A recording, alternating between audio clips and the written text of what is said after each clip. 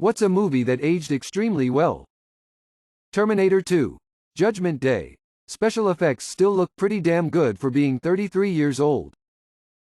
And it's the best film in the whole franchise. WALL-E is a documentary, right? Idiocracy 2.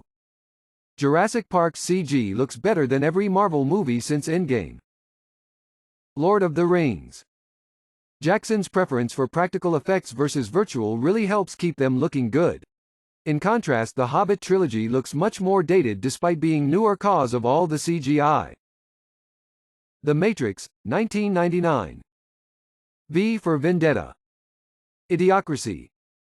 Back to the Future still looks and feels more exciting than the majority of films that hit the cinema today. What is a massive American scandal that most people seem to not know about?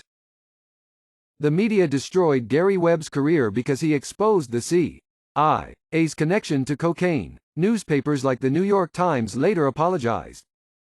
Tuskegee Syphilis Study. It was a 40-year-long study conducted between 1932 and 1972 by the U.S. Public Health Service that involved 400 African American men with syphilis who were not informed of their condition or given proper treatment in order to study the progression of the disease.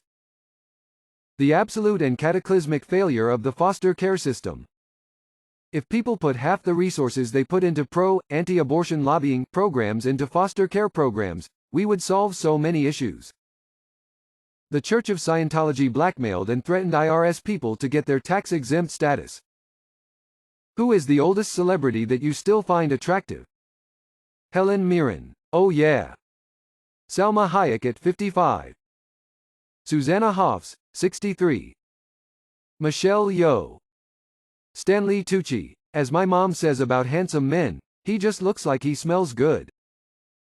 Elvira. Cassandra Peterson. Just turned 70 and still pulls herself together physically and breaks out that amazing personality at every appearance. Mads Mikkelsen.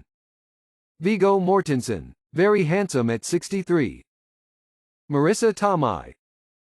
Jesus, I was so confused watching the new Spider-Man movies with Marissa as Aunt May. Marissa Tomei is perpetually the hot 80s chick in my head, also Jennifer Connelly. I was watching Morbius and seeing Requiem for a Dream and career opportunities. I am old, I guess. Which cancelled celebrity were you previously a fan of? Joss Whedon. Still love his shows, and at the very least, at least he was just an asshole. But he was an asshole. This one goes way past cancelled, but I was a big fan of Lost Prophets. Now I just feel shitty when one of their songs pops in my head. Cosby, for his stand-up comedy rather than shows he's done. Don't know if this counts exactly, but Chris Benoit. Dude was one of my childhood heroes. That was an intense couple of days. Danny Masterson. I loved him in that 70s show and Men at Work. Truly sad when I realized he was a disgusting piece of shit. I never would have guessed. Kevin Spacey. Which singer can actually really sing? Omi, the dude who sang Cheerleader. I had a friend in high school go to a concert where he played and without autotune it's so bad. Victoria Beckham aka Posh Spice. At the Spice Girls reunion tour, each member did a solo. When it was her turn I was on the edge of my seat because I couldn't imagine what the plan was. She stalked seductively onto the stage and twirled around a bit to the music. Didn't so much as hum, which was probably wise. Whitney Houston strongly believed that Paula Abdul couldn't sing. J-Lo obviously. Biz Markie. And everyone loved him for it anyway.